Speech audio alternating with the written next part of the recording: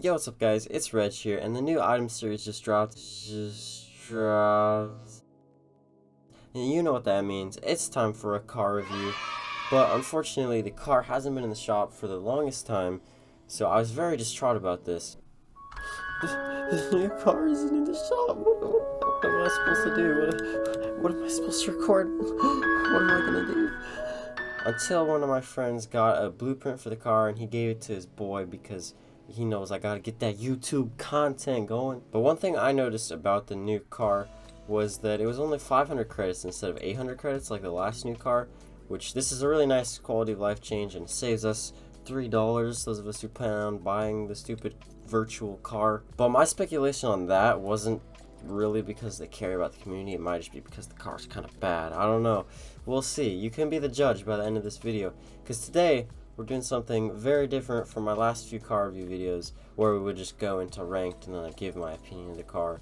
But this time I've got a list of categories and we're going to go through those categories and see how the car stacks up to the competition and see what makes it good or bad. So if you guys have any suggestions, like if there's any categories that I missed or that you'd like to see in the next video, make sure to leave that in the comments. I will look at everyone and make sure that I don't leave anything useful out. And if you do enjoy the review of the car, make sure to drop a like and consider subscribing. Anyways, let's get into it.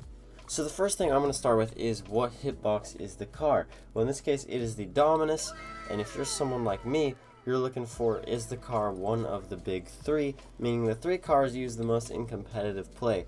That would be the Batmobile, the Octane, and the Dominus. Not in that order, definitely not in that order. So if you're like me and you care about pro play and like how viable it is for like competitive situations, then that's a plus for you. If you don't care, cool. If you like the Dominus hitbox, then this car might be for you. Now it's hard to rate the fact that it's the Dominus hitbox out of 10, because that was my idea with this video, was to just rate everything out of 10, then average the car scores across the board, then you get what the car is out of 10 objectively. But again, since people prefer the Dominus and other people don't like the Dominus, it's hard to give that a score out of 10, so I'm just not going to. I'm just going to throw that in as a piece of information for you to decide, and that won't affect the car's score overall.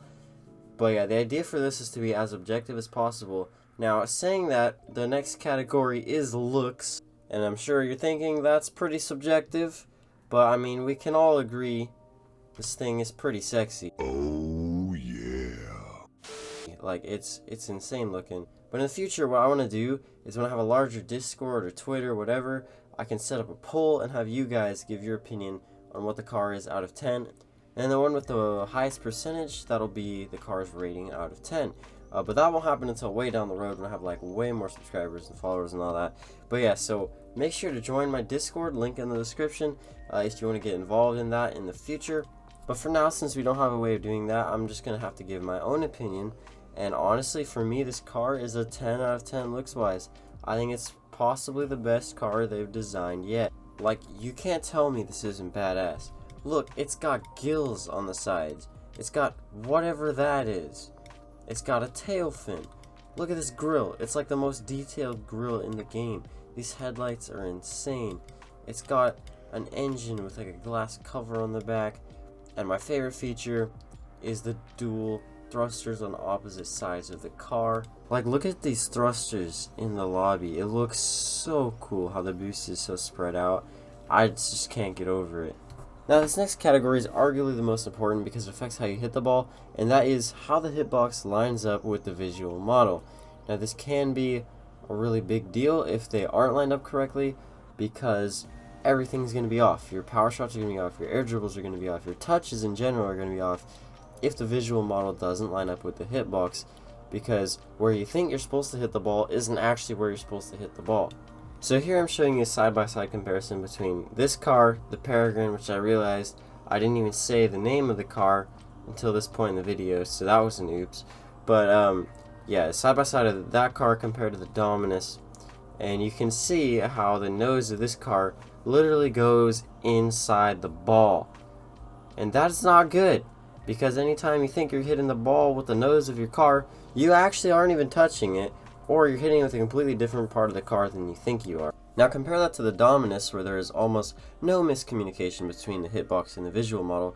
It makes it a lot easier to air dribble and just get consistent touches in general. It's such a small detail, but it's so important for knowing how you're supposed to hit the ball and where you're supposed to hit the ball. This is really what separates import cars from the more popular cars like the Dominus and Octane, because the Dominus and Octane were specifically designed to match their visual model, where a lot of import cars were forced into a hitbox model because of hitbox standardization, which was added like a year or so ago. I don't know, I can't keep track of time. But yeah, that's why a lot of import cars aren't really using competitive play. Now, cars like the Peregrine that have been added after hitbox standardization is already a thing should be engineered to fit their hitbox perfectly, because that's pretty much their only job, but it seems like Psyonix prefer to focus on the visual aspect and making it aesthetically pleasing on cars like this. But every once in a while, a car like the Fennec comes along that does actually match its hitbox almost perfectly, and it's used in competitive play even though it's an import. So it's not necessarily imports aren't used in competitive play, it's just whether or not they match their hitbox perfectly, and if they are one of those big 3 hitboxes that are viable in competitive play. Now, it's not to say cars like the Skyline or the Skyline hitbox cars aren't viable in competitive play, they just aren't really used in competitive play, so I usually kind of just gloss over those or just don't even mention it. So sorry to all of you Skyline users. But in terms of this category, how well the car visual aspect matches the hitbox, I can't give it more than a 3. Because, like I said, the car actually goes into the ball when you're trying to air dribble, and if you notice, from back to front, the car actually slopes inward, kind of like a triangle, which only exaggerates the pointed nose feature of the car that causes so many of these mistouches. So, yeah, unfortunately, the score's really low in this category. So for this next category, you've heard me talk all this nonsense about, is it competitively viable? But don't take it from me, take it from the pros. In this segment, we're going to be figuring out if this car actually is used by pros at all. And in this case, it actually is. SwuM ended up using this car for 1 match in the Salt Mine 2. And he did end up winning the game, so that gives the car a little bit of credit. But he switched off of it immediately afterwards because he was clearly not happy with his performance. SwuM is a very flashy mechanical player that likes to score nutty goals, but he wasn't really able to do that with this car, and that's why I think he switched off of it. But you could argue that he did win the game, so he got the result he wanted. But my counterpoint to that is the fact that SwuM was already winning in the series fairly dominantly, even though he only used the car in game 2. It was pretty obvious that he was going to win. He just looked like a higher class than his opponent, so I think the car was kind of irrelevant, and his performance really wasn't that good with the car. You could say it was the worst performance in the series aside from the game that he did end up losing. So considering SwuM didn't play that well with the car or really score anything that nice with the car, I'm going to have to score it pretty low, as well as the fact that there's no other pros that I've seen use the car. So considering 1 pro used the car, I can't give it a 1 out of 10 because that would mean no one used the car. But I can only really give it a 2 out of 10 because no one else has used the car. So unfortunately, it's another low scoring category. So at this point, I'm kind of out of categories. I would talk about, the turning radius and the length and width, but it's just the Dominus hitbox. So you kind of already know what the stats are most likely, but in the event that you don't, I'll leave the Dominus hitbox statistics up on the screen for a second. You can pause the video if you want. But yeah, that's all the categories I've got for now. If you guys have more, like I said, feel free to leave them in the comments. But now I'm going to average out the scores and see what the average score out of 10 was. So after averaging everything up, I got 5 out of 10. And let's be honest, it was absolutely carried by the looks department. So if you don't like the way the car looks, you have absolutely no reason to use it. But if you do like the way it looks, I mean, it's okay. Like, if you're not a super high rank, you probably won't notice much of a difference. But if you're above like Champ, you might actually see a decrease in consistent hits and bad touches. So I wouldn't really use it if you're a tryhard. But if you're not, feel free to use it. And if you already bought it, then that sucks for you. Now keep in mind, pretty much everything I said was just my opinion, even though I tried to be as objective as possible. Obviously I couldn't do that in the looks category, but that's about it for the review, guys. So if you did enjoy, make sure to leave a like and consider subscribing. But I do want to talk about a couple things real quick in case you care. I am using a new editing software because I figured the rendering portion of my previous software was pretty bad, and I feel like that's what made my videos look bad even though they were 1080p. So I'm using a new software. Hopefully it's better. Let me know in the comments what you guys think, and don't forget to leave any suggestions. Also, I moved my mic and I feel like it did pick up a bit more background noise, so sorry about that.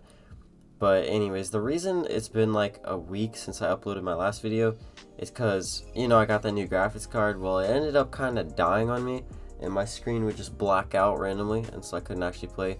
Then I did a lot of bug fixing with one of my friends, and we determined that it was the graphics card, so I'm about to send it back. It was kind of a process. I had to like email Nvidia and wait for a reply, and then the first email they said they couldn't find my product, so I had to email them again, and then wait again, and blah blah blah blah. So anyways, we're about to send it back.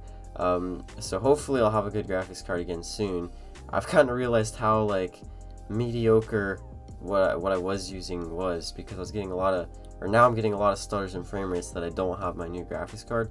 So really hoping that I can get a new one sooner than later. Hopefully shipping doesn't take forever, then I can get back to recording more consistently. Also, I just learned my dad's moving like 2 or 3 hours away, so I've been helping him move stuff, and that's another reason there's a little bit of inconsistency in the uploads.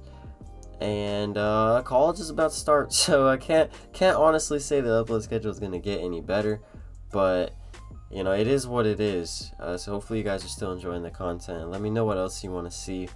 But yeah, that's about all from me, guys. Hopefully you have a good day or night, whatever it is. I'll catch you guys in the next one, and peace out.